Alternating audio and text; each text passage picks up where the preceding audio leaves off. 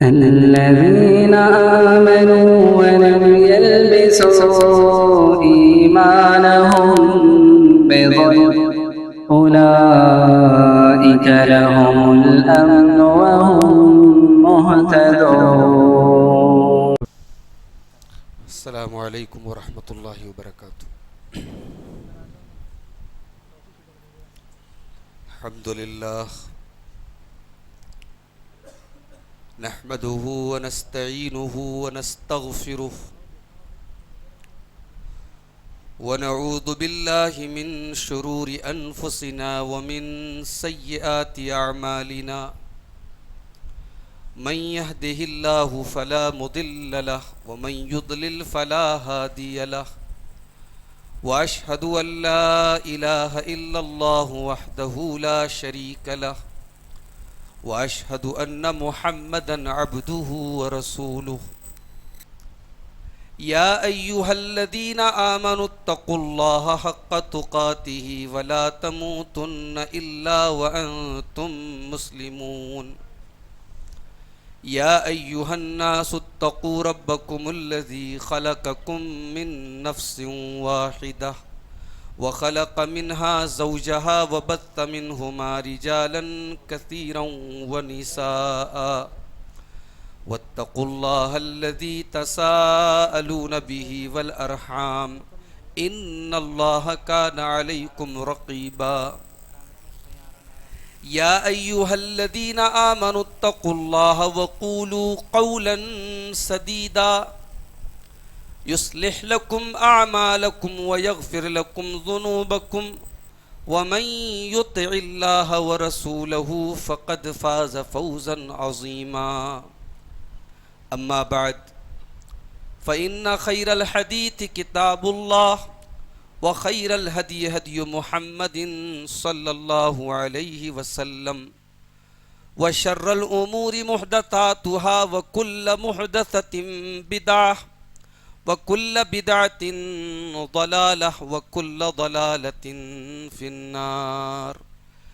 أعوذ بالله من الشيطان الرجيم. بسم الله الرحمن الرحيم. يا أيها الذين آمنوا قوا أنفسكم وأهليكم نارا وقودها الناس والحجارة عليها ملائكة غلاظ شداد لا يعصون الله ما أمرهم ويفعلون ما يؤمرون. محترم علماء کرام، اس ادارے کی ذمہ داری سنبھالنے والے محترم ذمہ داران، اساتذہ و معلمات، طلباء و طالبات، محترم بزرگوں، نوجوان بھائیوں، ماں اور بہنوں، پیارے بچوں، یہ میرے لیے خوشی اور مسرت کا مقام ہے کہ آج اس مدرسے میں جہاں تقریباً 450 طلباء اور طالبات دین اور دنیا کی تعلیم حاصل کر رہے ہیں، آج یہاں اس پروگرام میں مجھے شامل ہونے کا اور آپ کے سامنے گفتگو کا موقع مل رہا ہے. سرسری طور پر مدرسے کے بارے میں جو چیزیں میں نے ابھی اس پیپر پہ دیکھی ہیں، اس سے اندازہ ہوا کہ ماشاءاللہ یہ مدرسہ اس علاقے کی بڑی اہم ضرورت کو پورا کر رہا ہے.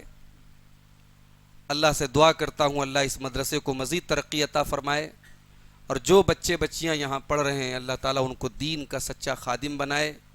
بالخصوص چونکہ طالبات کے لیے یہاں عالمیت کی بھی تعلیم ہے، یہاں سے پڑھنے والی جو طالبات ہیں اللہ تعالیٰ ان کو سماج اور معاشرے میں اپنی ذمہ داریوں کو صحیح طریقے سے نبھانے کی توفیق عطا فرمائے. آمین. آج کی گفتگو کا جو موضوع ہے وہ بڑا ہی اہم موضوع ہے، اور ہم میں سے تقریباً ہر شخص سے اس کا تعلق ہے، کیونکہ ہم اور آپ جس معاشرے میں رہتے ہیں اس معاشرے کا سب سے بڑا المیہ اس وقت یہی ہے کہ ہماری جو نوجوان نسل ہے، چاہے وہ لڑکوں کی شکل میں ہو یا لڑکیوں کی شکل میں ہو، وہ بڑی تیزی سے بے راہ روی کا شکار ہے۔ ظاہر ہے کہ یہ لڑکے اور لڑکیاں کسی نہ کسی کی اولاد ہیں، تو ان کے گارجین اور ان کے مربی، ان کے ماں باپ، ان کی کیا ذمہ داریاں ہیں؟ ظاہر ہے کہ آج اگر ہم میں سے کوئی شخص صاحب اولاد ہے تو بھی اس کو اس موضوع پر غور کرنے کی ضرورت ہے، اور اگر آج نہیں ہے تو کل ہوگا انشاءاللہ۔ اس موضوع پر ہم سب کو غور کرنے کی ضرورت ہے کہ اولاد کی تربیت کے تعلق سے ہماری کیا ذمہ داریاں ہیں۔ میرے بھائیوں، اللہ تبارک و تعالیٰ کی عظیم نعمتوں میں سے ایک نعمت اولاد ہے، اور یہ نعمت کتنی بڑی نعمت ہے، اس کا اندازہ اور اس کا احساس وہی انسان کر سکتا ہے جو اس نعمت سے محروم ہے، جس کے گھر میں بچوں کی کلکاریاں نہیں گونجتی ہیں، جس عورت کی گود سونی ہے، اور جس آدمی کی انگلیاں مچلتی ہیں کہ میرا بھی کوئی بچہ ہوتا اور میں اس کی انگلی پکڑ کے اس کو بازار لے کے جاتا، اس جوڑے سے پوچھو کہ اولاد کتنی بڑی نعمت ہے۔ اللہ تعالیٰ نے قرآن کریم میں سورۃ الکہف میں دنیا کی زینت قرار دیا ہے مال اور اولاد کو۔ فرمایا المال والبنون زینت الحیات الدنیا، مال اور اولاد دنیا کی زندگی کی زینت ہیں، دنیا کی زندگی کی بیوٹی ہیں، دنیا کی زندگی کا ڈیکوریشن ہے، اٹریکشن ہے۔ اگر مال کو زندگی سے نکال دیا جائے، دنیا کی زندگی سے، اور اولاد کو نکال دیا جائے، تو دنیا کی یہ رنگین زندگی بلیک اینڈ وائٹ ہو جائے گی، بے نور ہو جائے گی، بے رنگ ہو جائے گی۔ اولاد اللہ تعالیٰ کی وہ نعمت ہے کہ جب اللہ تعالیٰ قرآن کریم میں اپنے احسانات کا ذکر کرتا ہے، اپنی نعمتوں کا ذکر کرتا ہے، تو اللہ اولاد کا بھی ذکر کرتا ہے۔ چنانچہ اللہ تعالیٰ نے قرآن کریم کے اندر سورۃ النحل میں قرآن کے 14ویں پارے میں فرمایا وَاللَّهُ جَعَلَ لَكُم مِّنْ أَنفُسِكُمْ أَزْوَاجًا وَجَعَلَ لَكُم مِّنْ أَزْوَاجِكُمْ بَنِينَ وَحَفَدَةً، اللہ نے تمہارے لیے تمہارے جوڑے بنائے، تمہاری بیویوں کو بنایا، اور پھر تمہاری بیویوں سے تم کو بیٹے اور پوتے عطا فرمائے۔ بیٹے اور پوتے اور بیٹیاں اور نواسیاں، یعنی یہ جو نسل در نسل جو یہ سلسلہ چلا اولاد کا، یہ اللہ کی عظیم نعمت ہے۔ اور وَرَزَقَكُم مِّنَ الطَّيِّبَاتِ، اور اللہ نے تم کو پاکیزہ رزق عطا فرمایا۔ أَفَبِالْبَاطِلِ يُؤْمِنُونَ وَبِنِعْمَةِ اللَّهِ هُمْ يَكْفُرُونَ، کیا تم اللہ کی اتنی عظیم نعمتوں کو پانے کے بعد بھی باطل پر ایمان رکھتے ہو اور اللہ کی نعمتوں کا انکار کرتے ہو؟ یعنی عرب کے اندر کیا ہوتا تھا کہ اولاد اللہ ان کو دیتا تھا اور اولاد کی نسبت کسی اور کی طرف کرتے تھے، اپنے بتوں کی طرف کرتے تھے۔ روزی اللہ دیتا تھا لیکن روزی رساں کسی اور کو مانتے تھے۔ نعمتیں اللہ دیتا تھا لیکن نسبت کسی اور کی طرف کرتے تھے۔ تو اللہ نے کہا انعام ہم کر رہے ہیں، نعمتیں ہم دے رہے ہیں، اولاد ہم نے دی ہے، بیویاں تم کو ہم نے عطا فرمائی ہیں، رزق حلال اور رزق طیب ہم نے دیا ہے، اور تم اللہ کی نعمتوں کا انکار کرتے ہو۔ تو قرآن کریم کی 14ویں پارے کی یہ آیت ہمیں کیا بتا رہی ہے کہ اولاد اللہ کی ایک عظیم نعمت ہے۔ میرے بھائیوں، اولاد ایک عظیم نعمت بھی ہے اور ماں باپ کے کندھے پر ایک بہت بڑی ذمہ داری بھی ہے۔ جب تک آپ کے گھر میں اولاد نہیں تھی، آپ کو اپنی ذات کا حساب دینا تھا۔ اب آپ صاحب اولاد ہو گئے، کسی بچے کے باپ ہو گئے، کسی بچی کے باپ ہو گئے، اب آپ کے اوپر سوالات کا اضافہ ہو گیا۔ اب آپ کی گردن پر ایک اور سوال آ گیا کہ آپ نے اپنے بیٹے کے باپ ہونے کا حق ادا کیا کہ نہیں کیا۔ عورت سے پوچھا جائے گا تو نے ماں ہونے کا حق ادا کیا کہ نہیں کیا۔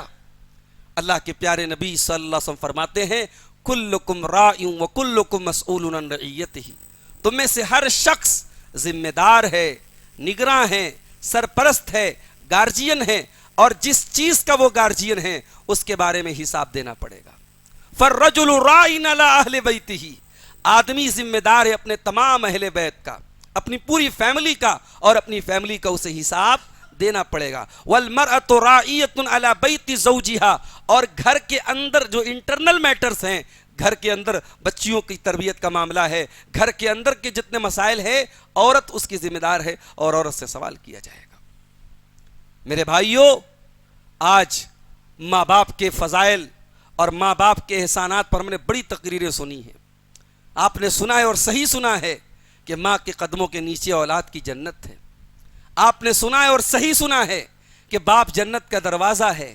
مگر میں ایک بات آپ کو اور سنانا چاہتا ہوں کہ ماں باپ کا اتنا اونچا درجہ اور مقام ہونے کے باوجود ماں باپ کے لیے بہت بڑی آزمائش بھی ہے.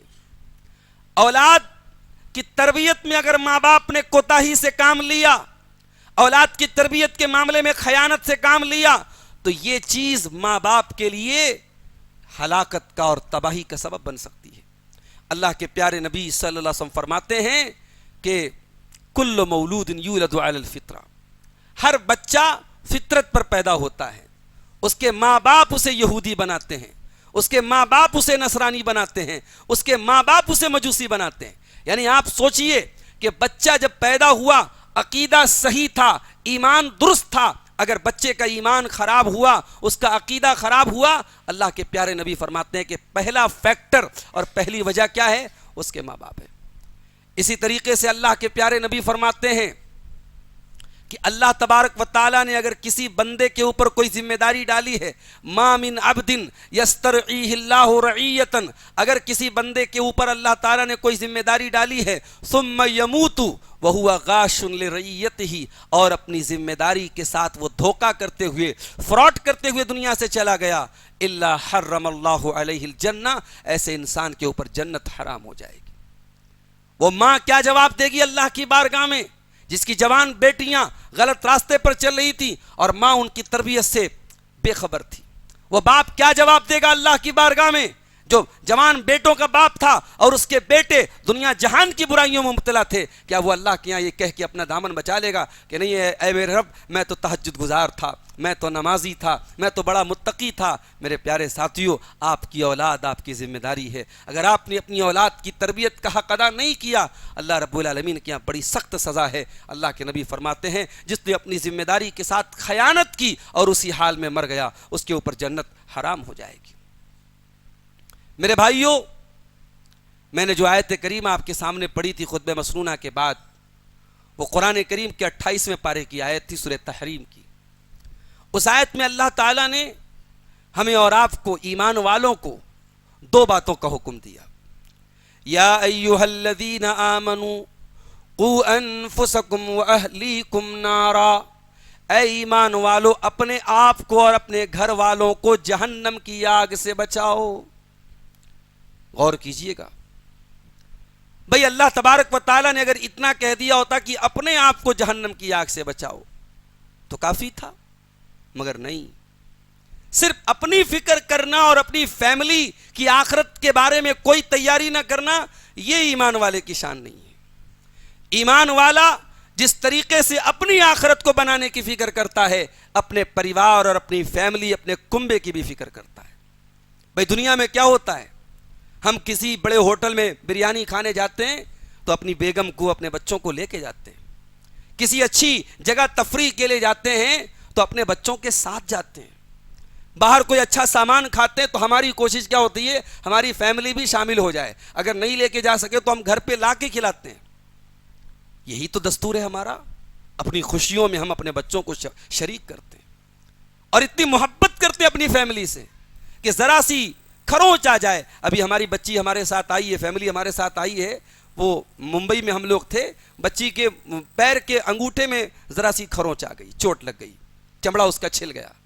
اتنا ہی دیکھ کر کے جو ہے ایک باپ ہونے کی حیثیت سے میں پریشان ہو گیا. فوراً اس کے لیے مرہم کا اور جو بھی انتظام ہو سکا کیا. یعنی یہ میں اپنی بات نہیں کروں, ہر شخص جو باپ ہے, جو ماں ہے, اپنے بچوں کی ہم کیئر کرتے ہیں. میرے بھائیوں, اپنے سے زیادہ کیئر کرتے ہیں ہم. کبھی آپ دیکھیے انسان خود کبھی کھایا نہیں کھایا ہیں, ڈھنگ کے کپڑے ملے نہیں ملے, لیکن بیوی بچوں کے آرام کا ہم پورا خیال کرتے ہیں.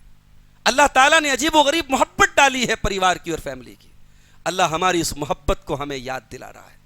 اللہ کہہ رہا ہے کہ اے ایمان والو, جس فیملی سے تم اتنی محبت کرتے ہو، لاکھوں کما کر کے خرچ کر دیتے ہو اپنے بیوی بچوں پر، وہ بیوی وہ بچے کل جہنم کی آگ میں جلیں، کیا تم گوارا کرو گے؟ تمہارا دل گوارا کرے گا؟ تم دنیا کی آگ میں ہلکی سی چنگاری تمہارے بچے کے بدن کو جلائے، تم نہیں گوارا کرو گے؟ تمہارا بچہ کسی بند کمرے میں ہو اور آپ کو معلوم ہو جائے کہ اس کمرے میں آگ لگ گئی ہے، آپ اپنی جان کو جوخم میں ڈال کے اپنے بچے کو بچائیں گے؟ اللہ کہہ رہا ہے یا ایھا الذین آمنوا قوا انفسکم واہلیکم نارا، اے ایمان والو اپنے آپ کو اور اپنے بچوں کو جہنم کی آگ سے بچاؤ۔ جہنم کی آگ دنیا کی آگ سے کہیں زیادہ خطرناک ہوگی۔ وقودھا الناس والحجارہ، اس آگ کا ایندھن انسان اور پتھر ہوں گے۔ جہنم کی آگ لکڑی اور کوئلے سے نہیں جلے گی، جہنم کی آگ انسانوں اور پتھروں سے جلے گی۔ علیہا ملائکۃ غلاظ شداد لا یعصون اللہ، اور جہنم کے جو داروغہ ہوں گے وہ دنیا کے جو جیلرز ہوتے ہیں یا دنیا کے جو پولیس پرشاسن کے لوگ ہوتے ہیں ان کی طرح نہیں ہوں گے۔ وہ جہنم کے جو داروغہ ہوں گے اللہ کے فرشتے ہوں گے۔ وہ کسی کے ساتھ کوئی مروت نہیں، کوئی رعایت نہیں، کسی کے ساتھ کوئی سورس کام نہیں کرے گا وہاں۔ وہ سب کے ساتھ جو جہنم کے داروغہ ہوں گے وہ جہنمیوں کے ساتھ ویسا ہی معاملہ کریں گے جیسا اللہ ان کو حکم۔ بڑے سخت ہوں گے، بڑے ہارڈ ہوں گے، بڑے ٹائٹ ہوں گے، وہ بڑے اسٹرکٹ ہوں گے، وہ کسی کے ساتھ کوئی مروت نہیں کریں گے۔ تو میرے پیارے ساتھیوں، اولاد کی تربیت یہ ہمارا ایمانی تقاضا ہے۔ اگر ہم مومن ہیں تو قرآن کی آیت ہمیں بتا رہی ہے کہ ہم اپنی اولاد کو جہنم کی آگ سے بچائیں۔ کیسے بچائیں؟ حضرت علی کہتے ہیں، اس آیت کی تفسیر میں حضرت علی اللہ کے نبی کے بڑے مشہور صحابی اور چوتھے خلیفہ اور آپ کے داماد اور بڑے علم و حکمت کے جو ہے میدان کے وہ ماہر تھے حضرت علی رضی اللہ تعالیٰ عنہ۔ وہ کہتے ہیں علموہم وادبوہم، بچوں کو جہنم سے بچانا ہے ان کو علم دو اور ان کو ادب دو۔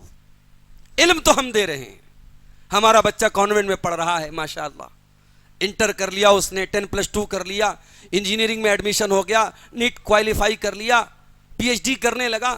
علم تو ہم دے رہے ہیں، کون سا علم دے رہے ہیں؟ ہماری بچیاں ماشاءاللہ اعلیٰ تعلیم حاصل کر رہی ہیں، لیکن ان کے پاس دین کا کتنا علم ہے، ایمان کے بارے میں کتنا پتہ ہے؟ ہم بزنس مین ہیں، ہماری خواہش ہوتی ہے ہمارا بچہ بزنس مین بنے۔ اپنے بزنس کہتے ہیں نا کہ مچھلی کے بچے کو کوئی تیرنا نہیں سکھاتا۔ بزنس مین کا بچہ اپنے باپ کے ساتھ اٹھتے بیٹھتے بزنس کے ہنر سیکھ لیتا ہے، اور جب بزنس مین کا بچہ بزنس سیکھتا ہے نا تو باپ کو بڑی خوشی ہوتی ہے کہ میرا بیٹا میرا بزنس سیکھ رہا ہے۔ بلکہ کہیں کہیں میں نے دیکھا کہ اگر باپ بزنس مین ہے اور بیٹا اس کے بزنس میں نہیں آتا ہے تو باپ کو دکھ ہوتا ہے۔ باپ یہ چاہتا ہے کہ میرے بزنس کو میرا بیٹا اور آگے لے کے جائے۔ لیکن آپ غور کیجئے کہ آپ کی اولاد دنیا جہان کا سارا علم رکھے اور آپ کے بزنس اور آپ کے کاروبار کی ABCD سے واقف ہو جائے، اور اللہ کے دین کا کوئی علم اس کے پاس نہ ہو، اپنے آخرت کی کوئی فکر نہ ہو اس کے پاس، تو میرے پیارے ساتھیوں ایسے انسان کا آخرت میں کیا بنے گا؟ اللہ تعالیٰ نے قرآن کریم میں فرمایا یعلمون ظاہرا من الحیات الدنیا وہم عن الآخرۃ ہم غافلون۔ میرے کچھ بندے ایسے بھی ہوتے ہیں دنیا کا بڑا علم ہے ان کے پاس، دنیا کی بڑی نالج ہے ان کے پاس، مگر آخرت سے بالکل غافل و کورے ہیں۔ حضرت حسن بصری کہتے ہیں کہ بعض لوگ دنیا کے اتنے ماہر ہوتے ہیں کہ سونے کا سکہ اپنے ناخن پہ رکھ کے بتا دیتے ہیں کہ کتنا وزن ہے۔ آپ دیکھیں جو انسان کی جو فیلڈ ہوتی ہے، میں کبھی کبھی سونار لوگوں کو دیکھتا ہوں جو جویلرز ہوتے ہیں کہ صاحب وہ سونے کا آپ کوئی سامان لے کے گئے، وہ اس کو دیکھ کے بتا دیتے اس کا وزن اتنا ہے، اتنا ان کو آئیڈیا ہوتا ہے۔ ہر انسان اپنی فیلڈ کا ماہر ہوتا ہے۔ حضرت حسن بصری کہتے ہیں کہ بعض لوگ اتنے ماہر ہوتے ہیں کہ سونے کا سکہ اپنے ناخن پہ رکھ کے بتا دیں گے کہ وزن کتنا ہے، لیکن 2 رکعت نماز پڑھنے کا شعور ان کو نہیں ہے۔ آج ہم سماج کا سروے کریں، آپ کو کبھی کبھی لگتا ہے جلسے بہت زیادہ ہو رہے ہیں، پروگرام بہت زیادہ ہو رہے ہیں، مگر میں یقین کے ساتھ کہتا ہوں سروے کر کے آپ دیکھیں، اگر آپ بڑی بیسک چیزیں اپنے نوجوانوں سے پوچھیں، اللہ کے نبی کے بارے میں، صحابہ کے بارے میں، ایمان کے بارے میں، اسلام کے بارے میں، بہت بیسک چیزیں، بڑی موٹی موٹی باتیں، آپ کے 70% سے زیادہ نوجوان غلط جواب دیں گے۔ یہ میں اپنا سروے کر چکا ہوں، میں سماج کا جائزہ لینے کے بعد یہ بات بتا رہا ہوں. یہ ہمارا حال ہے، یہ ہمارا حال ہے. ہمارے نوجوانوں کو اتنا کھوکھلا کیا جا چکا ہے کہ ہمارے اکثر نوجوان اپنے دین کی بیسک نالج بھی نہیں جانتے. نماز اگر وہ پڑھ بھی رہے ہیں ماشاءاللہ بس ٹھیک ہے، ایک فارمیلٹی ہے. نماز کی نہ دعائیں ان کو آتی ہیں، نہ ان دعاؤں کا مطلب آتا ہے، نہ انہوں نے قرآن پڑھنے کے اصول سیکھے ہیں، نہ ان کو تجوید آتی ہے، نہ قرآن کے حفظ کرنے میں کوئی ان کو شوق ہے، نہ اسی طریقے سے دین سیکھنے کا کوئی شوق ہے، نہ ایمان کے بارے میں بنیادی باتیں معلوم ہیں، نہ ان کو یہ پتا ہے کہ اسلام کن چیزوں سے ٹوٹ جاتا ہے، ایمان کن چیزوں سے برباد ہو جاتا ہے، نواقض اسلام کیا ہیں، نواقض ایمان کیا ہیں. یعنی دین کی بیسک نالج جو صرف عبدالغفار صاحب کی ذمہ داری نہیں ہے، جو صرف مولانا عبداللہ صاحب کی اور ہمارے شیخ لوگوں کی ذمہ داری، آپ سب کی، ہم سب کی ذمہ داری ہے. دین کا جو بیسک لیول کا علم ہے وہ تو سب کو حاصل کرنا ہے. وہ آپ مدرسے میں پڑھیں یا نہ پڑھیں، اسکول میں پڑھیں، کالج میں پڑھیں، بزنس کریں، جاب کریں. طلب العلم فریضۃ علی کل مسلم. دین کا جو بیسک لیول کا علم ہے وہ تو سب کو حاصل کرنا ہے. اللہ کے بارے میں جو موٹی موٹی باتیں ہیں، رسول کے بارے میں جو موٹی موٹی باتیں، جو قبر کے 3 سوال ہیں، من ربوں کا، ما دینوں کا، من نبیوں کا، تیرا رب کون، تیرے نبی کون، تیرا دین کیا، یہ تو بیسک چیزیں ہیں. اگر یہ بھی آپ کو نہیں آتی ہے میرے پیارے ساتھیوں تو قرآن کی اس آیت پر غور کیجیے. یعلمون ظاہرا من الحیات الدنیا، یہ جہنمی لوگوں کی علامت ہے، یہ اہل کفر کی علامت ہے کہ دنیا کی بہت نالج ہے ان کے پاس. وَهُمْ عَنِ الْآخِرَةِ هُمْ غَافِلُونَ، لیکن وہ آخرت سے غافل ہیں. اللہ تعالیٰ ہماری حفاظت کرے میرے پیارے ساتھیوں. آج ہماری اکثریت کا حال یہی ہے کہ ہم دنیا کے بارے میں بہت نالج رکھتے ہیں اور آخرت سے ہم بالکل بے خبر ہیں. اولاد کی تربیت کے تعلق سے سب سے بڑا جو مسئلہ اس وقت ہمارے سامنے ہے کہ آج ہم اس قدر اپنی لائف میں بزی ہو چکے ہیں کہ ہمارے پاس اپنے بچوں کی تربیت کے لیے ٹائم نہیں ہے. ماؤں کو دیکھتا ہوں بچوں کو کھانا کھلانے کے لیے بٹھاتی ہیں تو ہاتھ میں موبائل دے کے بٹھاتی ہیں. یعنی ماں کا بھی اتنا بھی کنٹرول نہیں ہے بچے پر کہ وہ بچے کو بغیر موبائل کے کھانا کھلا سکے. بچہ موبائل ہاتھ میں لیتا ہے تب وہ کھانا کھاتا ہے. ہم نے بچوں کو موبائل کے ذریعے پالنا شروع کیا ہے. اور میں نے کبھی کبھی غور کیا کہ چھوٹی چھوٹی بچیاں جو ویڈیو دیکھتی ہیں، ہم لوگ تو یہی سوچ کے خوش ہیں کہ صاحب وہ تو کارٹون دیکھ رہی ہیں، وہ تو بچوں سے متعلق پروگرام دیکھ رہی ہیں. کبھی آپ غور کیجئے گا بچے اور بچیاں جو ویڈیوز دیکھتے ہیں اس کے اندر بھی بڑی خوبصورتی سے دین اور اخلاق کو برباد کرنے والی چیزیں پروسی جا رہی ہیں. آپ کی 6 سال کی بچی ہے، 8 سال کی بچی ہے، یوٹیوب پر ویڈیو دیکھ رہی ہے، اس کو سکھایا جا رہا ہے اچھا تیرے کتنے بوائے فرینڈ ہیں، تیرا بوائے فرینڈ کون ہے. یعنی ایک مسلمان بچی، ایک ایمان والے گھر کی بچی کو یہ سکھایا جا رہا ہے کہ ایک رشتہ بوائے فرینڈ کا رشتہ بھی ہوتا ہے. بھائی اسلام کی نظر میں کیا ہے بوائے فرینڈ کا رشتہ؟ یہ حرام ہے، زناکاری ہے، بدکاری ہے. آپ کی بچی جو بھی 8 سال 10 سال کی ہے، ابھی انمیچور ہے، اس کے دماغ میں یہ ڈالا جا رہا ہے، اس کے لیے اس کے دماغ کو جو ہے سافٹ کیا جا رہا ہے کہ ہاں بوائے فرینڈ بھی کوئی چیز ہوتی ہے، گرل فرینڈ بھی کوئی چیز ہوتی ہے. اب وہ لڑکی جب کل بالغ ہوتی ہے، ایڈلٹ ہوتی ہے، تو پھر اس رشتے کی ضرورت اسے محسوس ہونے لگتی ہے. میرے پیارے ساتھیوں، اسی لیے میں کہتا ہوں آپ جتنے بڑے بھی کاروباری بن جائیں، نوکری پیشہ بن جائیں، دنیا میں جتنے بھی بزی بن جائیں، اپنے بچوں کے لیے 1 ہی گھنٹہ صحیح ان کی تربیت کے لیے وقت نکالو میرے ساتھیوں.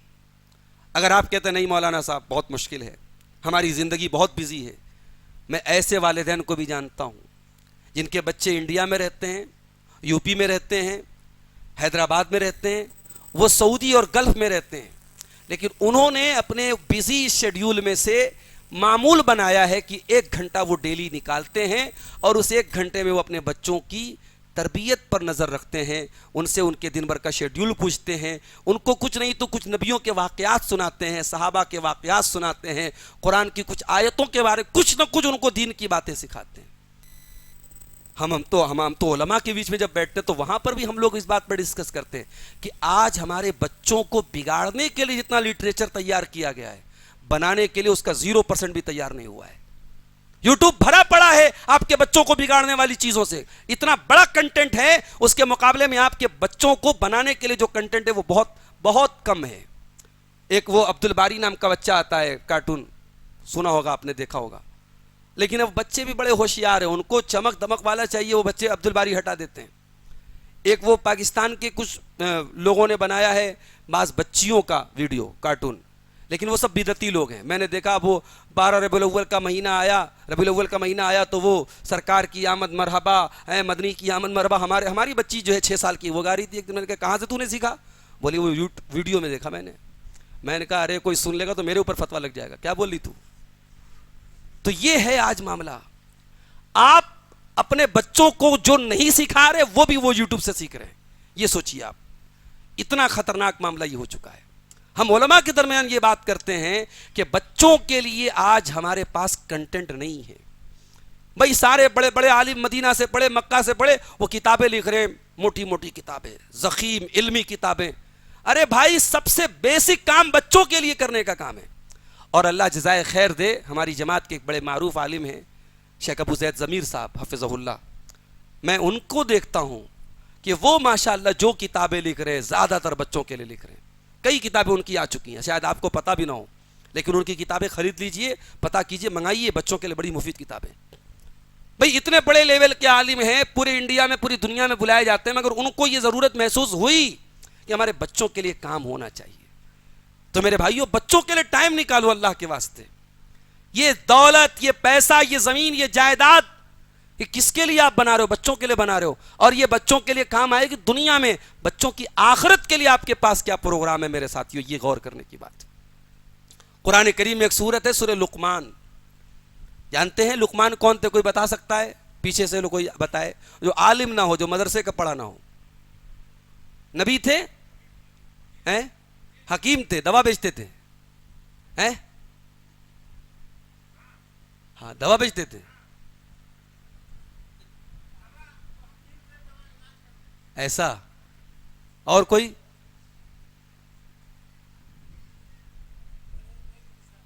نیک انسان تھے. اچھا، اور کچھ؟ تبا تابعی تھے. دیکھیے سب بھانڈا پھوٹ رہا ہے، بورا بنڈا کا بھانڈا پھوٹ رہا ہے. دیکھیے حکیم کے معنی حکمت والا. حکمت میںس وزڈم، سمجھداری. حضرت لقمان کے بارے میں اختلاف علماء کا کہ وہ نبی تھے یا نہیں تھے. زیادہ تر علماء کی، مفسرین کی رائے یہی ہے کہ وہ نبی نہیں تھے. اب سوال یہ کہ جب نبی نہیں تھے تو ان کے نام پر قرآن میں ایک سورت کیوں پڑ گئی اور باقاعدہ ان کا ذکر کیوں کیا گیا قرآن میں؟ تو آئیے قرآن ہی سے پوچھتے ہیں. قرآن میں اللہ تعالیٰ سورہ لقمان میں کہتا ہے وَلَقَدْ آتَيْنَا لُقْمَانَ الْحِكْمَةَ، ہم نے لقمان کو حکمت دی. حکمت کا مطلب کیا ہوتا ہے؟ حکمت کا مطلب ہوتا ہے انسان کو کب کیا بولنا ہے اس کی تمیز آ جائے. کب کہاں اور کتنا بولنا ہے یہ تمیز آ جائے تو سمجھو آپ حکمت والے بن گئے.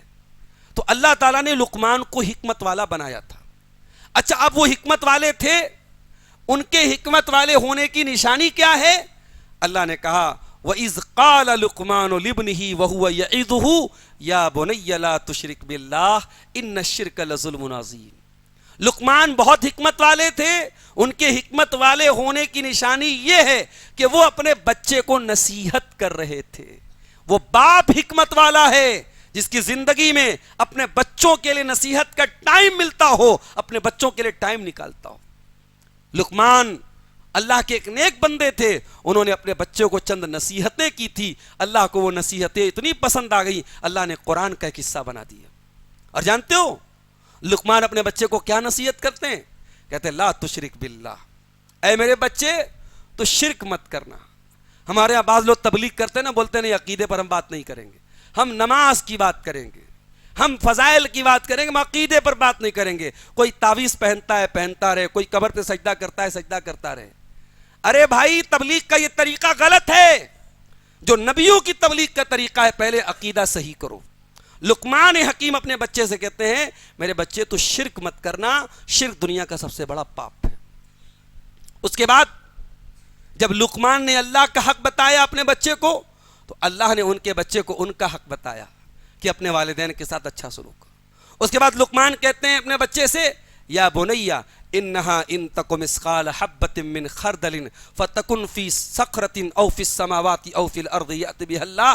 اے میرے بچے، اگر ایک رائی کے دانے کے برابر بھی کوئی چیز آسمانوں میں کہیں چھپی ہوئی ہوگی، زمین میں کہیں چھپی ہوئی ہوگی، کسی چٹان کے اندر ہوگی، اللہ اس کو سامنے لے آئے گا. اللہ باریک سے باریک چیز کی خبر رکھنے والا ہے.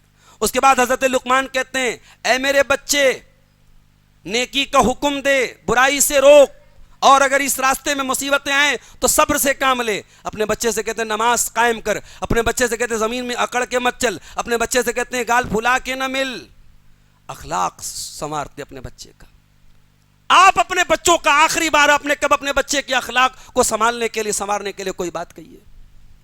بچے کو آپ نے ہمیشہ کپڑے کے بارے میں بات کی، اسکول کے بارے میں پوچھا، ہوم ورک کے بارے میں پوچھا، ناشتے کے بارے میں پوچھا، کھانے کے. آپ نے اپنے بچے کے اخلاق پر کتنی نظر رکھی میرے ساتھیوں؟ عربی کا ایک شاعر کہتا ہے لیس الیتیم من انتہا ابواہ من ہم الحیات وخلفاہ ذلیلا ان الیتیم هو الذی تلقى له اما تخلت او ابا مشغولا. کہ یتیم وہ نہیں ہے جس کے ماں باپ دنیا میں اسے چھوڑ کے چلے گئے ہوں. یتیم تو وہ بچہ ہے جس کی ماں کے پاس اس کے لیے ٹائم نہ ہو، جس کے باپ کے پاس اس کے لیے وقت نہ ہو. اپنے بچوں کے لیے وقت نکالو میرے بھائیوں. ایسا پیسہ، ایسی دولت، ایسی زندگی کس کام کی کہ آپ اپنے بچوں کو وقت نہ دے سکے. میں نے کئی گھروں میں دیکھا کہ بچوں کو وقت نہ دینے کا بڑا برا انجام اور بڑا برا نتیجہ انہوں نے بھگتا ہے. اللہ تعالی ہم سب کو اپنا یعنی والدین ہونے کا حق ادا کرنے کی توفیق عطا فرمائے. بچوں کو ٹائم دو میرے پیارے ساتھیوں. اچھا، اولاد کی تربیت میں ایک بہت اہم چیز یہ ہے کہ پہلے ہم اپنی تربیت کریں. اگر ہم نمازی نہیں ہیں تو بچے کو کس منہ سے بولیں گے جا تو نماز پڑھ؟ بچہ چلا بھی جائے گا نا تو من میں سوچے گا کہ ابا تو خود نہیں پڑھ رہے ہیں. تو جب تک ہم خود اپنے آپ کی تربیت نہیں کریں گے ہم اولاد کی صحیح تربیت نہیں کر سکتے. اچھا، ہم لوگ جو ہے نا بچوں کے لیے انویسٹمنٹ کرتے ہیں. آج حیدرآباد میں جو سب سے پوش ایریا ہے وہاں اگر ہم کو مکان یا زمین مل جائے تو صاحب ہم تو بڑے خوش قسمت اپنے آپ کو سمجھتے ہیں. کیوں سمجھتے ہیں صاحب؟ ہمیں تو 50 سال لینا ہے. ہمیں یہ لگتا ہے یار ہماری تو زندگی ہو گئی، ہمارے بچوں کی لائف بن جائے گی. بھائی آپ اپنے بچوں کی دنیا بنانے کے لیے اتنا کچھ کر کے جا رہے ہو، آپ اپنے بچوں کی آخرت کے لیے کیا کر کے جا رہے ہو؟ آؤ میں آپ کو ایک طریقہ بتاتا ہوں. آپ اپنے آپ کو نیک بنائیے، آپ کے بچوں کی آخرت بھی بنے گی اور آپ کے بچوں کی دنیا بھی بنے گی. اور میں اس کی دلیل قرآن سے آپ کو دیتا ہوں. جمعہ کے دن آپ سورہ کہف پڑھتے ہیں؟ کون کون پڑھتا ہے ذرا ہاتھ اٹھاؤ جو جمعہ کے دن سورہ کہف پڑھتا ہے. ماشاء اللہ، چلیے الحمدللہ، بورا بنڈا والے پاس ہو گئے، پڑھتے ہیں ماشاء اللہ. تو سورہ کہف میں اللہ تعالیٰ نے موسیٰ علیہ السلام کا اور حضرت خضر کا واقعہ بیان کیا ہے. دونوں نبی تھے، دونوں جا رہے تھے، راستے میں ایک گاؤں سے گزر ہوا، ایک بستی سے گزر ہوا. دونوں بھوکے پیاسے تھے، دونوں نے کھانا مانگا. بھوکے تھے، کھانا مانگا، گاؤں والوں نے کھانا نہیں کھلایا. گاؤں والے کنجوس تھے، بخیل تھے، بد اخلاق تھے. بھئی مہمان نوازی تو انسانیت کی تعلیم ہے، اسلام کی تو تعلیم ہے، انسانیت کی بھی تعلیم ہے. تو بستی والوں نے کھانا نہیں کھلایا. اب دونوں بیچارے تھکے ہارے بیٹھے تھے. حضرت خضر نے دیکھا کہ ایک مکان کی دیوار گر رہی ہے. حضرت خضر کو اللہ تعالیٰ نے باڈی بھی ان کو مضبوط دی تھی. وہ کھڑے ہوئے اور انہوں نے دیوار کو ٹھیک کر دیا. آج ہمارا نوجوان جو گٹکھا کھاتا ہے اس کو کہہ دو بھائی یہ دیوار ٹھیک کر دو، وہ تو بیچارہ ہلنے لگے گا، کانپنے لگے گا. تو گٹکھا کھانے والا تو دیوار نہیں ٹھیک کر سکتا. حضرت خضر والی باڈی، حضرت موسیٰ علیہ السلام نے مکہ مارا تھا، قبطی کو مر گیا تھا وہ. تو مکہ، وہ مکہ جس سے سامنے والا مر جائے، وہ گٹکھا کھا کے تو وہ مکہ نہیں پیدا ہو سکتا نا. تو ہمارے نوجوانوں سے میں کہتا ہوں کہ بھائی اپنی باڈی پر بھی محنت کرو، اچھا کھاؤ، اچھا پہنو. اور یہ جو مولانا لوگ، اہل حدیث کے مولانا تو ایسے ہی دبلے پتلے ہوتے ہیں، ان پر مت جاؤ. ان کو سفر کرنا رہتا ہے، وہ کبھی یہاں کبھی وہاں. آپ جم جاؤ، باڈی بناؤ اور باڈی کا صحیح استعمال کرو. حضرت خضر باڈی بلڈر آدمی تھے، کھڑے ہوئے انہوں نے دیوار ٹھیک کر دیا. حضرت موسیٰ علیہ السلام کو بڑا غصہ آیا. انہوں نے کہا کہ یہ اتنے بخیل لوگ تھے، ہمیں ایک وقت کا کھانا نہیں کھلایا، ہم نے مانگا تب بھی نہیں کھلایا. آپ بڑے دریا دل بن گئے، ان کی دیوار آپ نے ٹھیک کر دی. حضرت موسیٰ نے کہا کہ آپ کو اس کی اجرت لینی چاہیے تھی. ایک سبق یہ بھی ملا کہ کام فری میں کرنا چاہیے، مگر سامنے والا بدتمیز ہو تو وہاں فری میں نہیں کرنا چاہیے. ہر جگہ والنٹیری کام نہیں ہونا چاہیے, رضاکارانہ طور پہ کام ہونا چاہیے, مگر جب اسی ٹائپ کے لوگ ہوں تو پھر وہاں اجرت کا مطالبہ کیا جا سکتا ہے.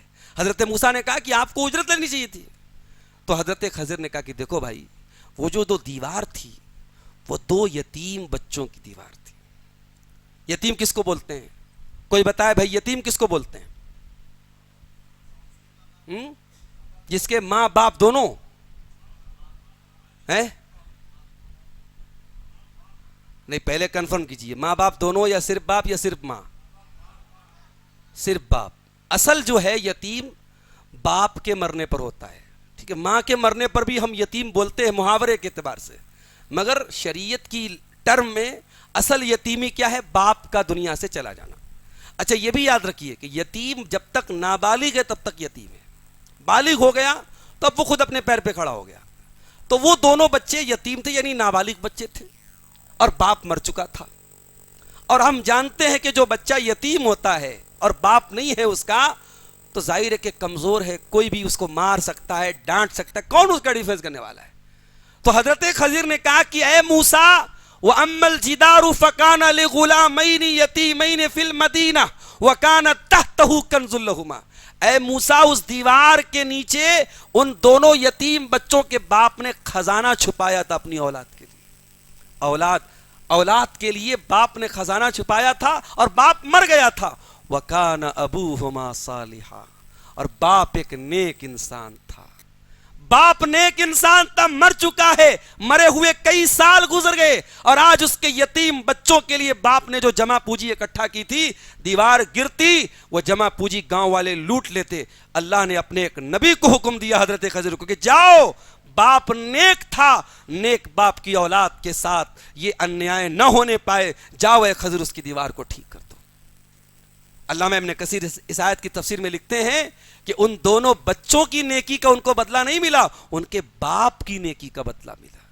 میرے بھائیوں, آپ نہیں جانتے آپ کی کون سی نیکی آپ کے بچوں کے کام آئے گی, آپ کی کون سی نیکی آپ کے بچوں کے آنے والے فیوچر میں انہیں ایکسیڈنٹ سے بچائے گی, انہیں بیماریوں سے بچائے گی, انہیں مصیبتوں سے بچائے گی, آپ نہیں جانتے.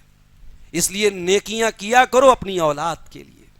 حضرت عبداللہ بن مسعود رضی اللہ تعالیٰ عنہ رات میں تہجد پڑھتے تھے, ان کا معصوم بچہ سویا رہتا تھا, جب تہجد پڑھ کے سلام پھیرتے تھے اپنے بچے کو دیکھ کے رونے لگتے تھے اور کہتے تھے من اجلک یا بنیا, اے میرے بچے تیرا باپ راتوں میں تہجد تیرے لیے پڑھ رہا ہے. میرے بھائیوں, یہ ہے اصل انویسٹمنٹ, یہ ہے اپنے بچوں کے لیے انویسٹمنٹ کرنا. یہاں کرو, اپنے بچوں کی آخرت بنانا ہے تو یہاں بناؤ, اپنے اوپر محنت کرو, اپنے ایمان کو مضبوط کرو, اپنے تقوی کو مضبوط کرو, اپنی دینداری کو مضبوط کرو. اور جب آپ اپنے بچوں کو نیک بنائیں گے تو وہ بچہ آپ کے مرنے کے بعد بھی دعائیں کرے گا, اور جب وہ دعا کرے گا سارے دنیا میں مرنے والوں کے عمل کا رجسٹر بند ہو جائے گا, مگر جس باپ کا بیٹا نیک ہوگا اور وہ نیک بیٹا جب اپنے باپ کے دعا کے لیے ہاتھ اٹھائے گا, اس باپ کا رجسٹر اوپن کیا جائے گا, اور جب جب دعا ہوتی رہے گی باپ کے نامہ اعمال میں نیکیوں کا اضافہ ہوتا رہے گا. اللہ کے نبی فرماتے ہیں اذا مات الانسان انقطع عنہ عملہ, انسان جب مرتا ہے عمل کا رجسٹر بند, مگر 3 چیزوں کا ثواب مرنے کے بعد بھی ملتا ہے. صدقۃ جاریۃ, کوئی ایسا صدقہ کر کے گیا ہو جو مرنے کے بعد بھی کنٹینیو ہو, او علم ينتفع به, کوئی علم کا کام چھوڑ کے گیا ہو جو مرنے کے بعد بھی کنٹینیو ہو, یا نیک اولاد چھوڑ کے گیا ہو جو اس کے لیے دعا کرتی ہو. اسی طریقے سے میرے ساتھیوں, اولاد کی تربیت کے تعلق سے ایک اہم چیز یہ ہے کہ ہم اولاد کے عقیدے پر محنت کریں.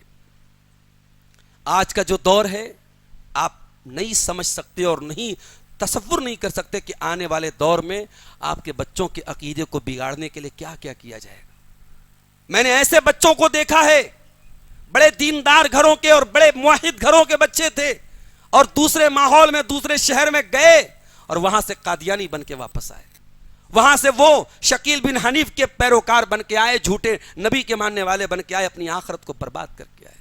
اس لیے میرے بھائیوں, مکان جب ہم بناتے ہیں تو مکان کا فاؤنڈیشن بہت مضبوط بناتے ہیں.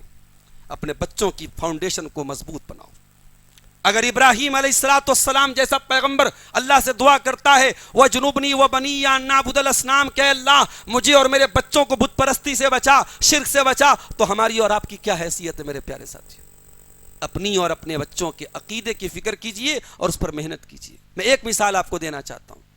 عبداللہ بن عباس کا نام سنا ہے آپ نے؟ کوئی بتائے عبداللہ بن عباس کون تھے؟ بچوں آپ لوگ بتاؤ، کوئی پڑھتے ہو نا یہاں پہ، کون تھے عبداللہ بن عباس؟ حضرت علی کے بیٹے تھے۔ اچھا، اور کچھ بتاؤ بھائی، ہیں؟ کاتب وحی تھے۔ اور کوئی؟ اللہ کے رسول کے چچا کے بیٹے تھے۔ کون سے چچا کے؟ ابو طالب کے؟ عباس کے۔ عبداللہ بن عباس لگا ہے نا؟ تو بن لگا ہے جب عربی میں تو سمجھ جاؤ بن کے بعد والا جو باپ کا نام ہوتا ہے۔ تو عباس کے بیٹے تھے عبداللہ۔ عباس کون تھے؟ نبی کے چچا تھے۔ تو چچا کے بیٹے کون ہوئے؟ کزن ہوئے نا؟ تو یہ اللہ کے رسول کے کزن تھے۔ اچھا، یہ جو تھے عبداللہ بن عباس، یہ رات میں اٹھتے تھے اور اللہ کے نبی کو لا کے وضو کا پانی دیتے تھے۔ قضائے حاجت کے لیے اللہ کے نبی کو جانا، یہ پانی لا کے دیتے تھے۔ اللہ کے نبی اتنا خوش ہوئے ان کی خدمت سے کہ آپ نے دعا کی کہ اے اللہ اس بچے کو قرآن کا عالم بنا دے۔ اور نبی نے جب یہ دعا کی اور رات کے وقت کی، ایک تو نبی کی زبان سے دعا نکل جائے اور تہجد کے وقت نکل جائے تو وہ دعا تو قبول ہونی ہے۔ عبداللہ بن عباس اگرچہ ان صحابہ میں سے ہیں جو صغار صحابہ ہیں، یعنی بہت چھوٹی عمر میں انہوں نے نبی کی صحبت پائی ہے، مگر ان کا مقام یہ ہے کہ بڑے بڑے صحابہ جن قرآن کی آیتوں کا مطلب بیان نہیں کرتے، وہاں عبداللہ بن عباس مطلب بیان کرتے، یہ ان کا مقام ہے۔ تو یہ نبی کے چچا کے بیٹے ہیں، نبی کے اہل بیت میں سے ہیں، اور نبی کے بڑے چہیتے ہیں، نبی کے ساتھ اٹھتے بیٹھتے تھے۔ تو ایک مرتبہ عبداللہ ابن عباس رضی اللہ تعالیٰ عنہ اونٹنی کے اوپر سوار تھے، اللہ کے نبی آگے تھے، یہ پیچھے بیٹھے تھے۔ تو اللہ کے نبی نے کہا کہ اے بچے، میں تجھے کچھ باتیں سکھا رہا ہوں، غور سے سن لے، سیکھ لے، اس کو اپنا لے۔ اذا سألت فاسأل اللہ واذا استعنت فاستعن باللہ۔ اے میرے بچے، جب مانگنا ہو تو اللہ سے مانگنا، اور جب مدد طلب کرنا ہو اللہ سے مدد طلب کرنا۔ ہم لوگ یہ بات کبھی بچوں کو نہیں بتاتے، ہمیں لگتا ہے یہ بات تو کامن بات ہے۔ کیا عبداللہ بن عباس کو یہ بات پتا نہیں تھی کہ جو مانگنا ہے اللہ سے مانگو؟ بولو بھائی، عبداللہ بن عباس تھے تو مسلمان نا، نبی کے گھر میں رہتے تھے نا، اللہ کے نبی ان سے یہ کیوں کہہ رہے ہیں کہ جب بھی مانگنا ہو اللہ سے مانگو؟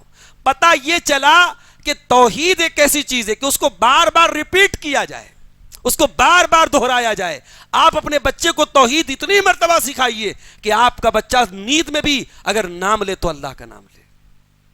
اس کو توحید اتنی مضبوط اس کی توحید کر دیجئے کہ وہ اس کو نیند میں بھی اگر کہا جائے کہ کس سے مدد مانگنی چاہیے تو کہ اللہ سے مدد مانگنی چاہیے۔ آپ نے کہا کہ میرے بچے جب مدد مانگ تو اللہ سے مانگ، جب سوال کر تو اللہ سے سوال کر۔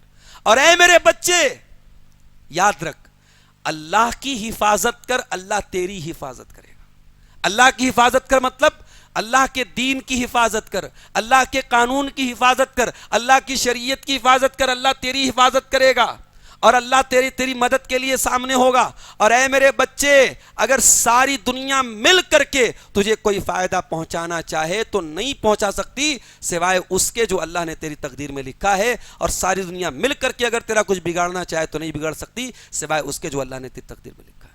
اللہ کے پیارے نبی صلی اللہ علیہ وسلم 10-12 سال کے بچے کو عقیدہ سکھا رہے ہیں، توحید سکھا رہے ہیں۔ میں آپ سے پوچھتا ہوں، آپ نے اپنے بچے کو کب سکھائی توحید، کب سکھایا عقیدہ؟ میرے پیارے ساتھیوں، ہم عقیدے پر محنت کریں۔ اور آخر میں بات ایک کہہ کے ہم ختم کرتے ہیں، اپنی اولاد کے لیے دعا کیا کرو میرے ساتھیوں۔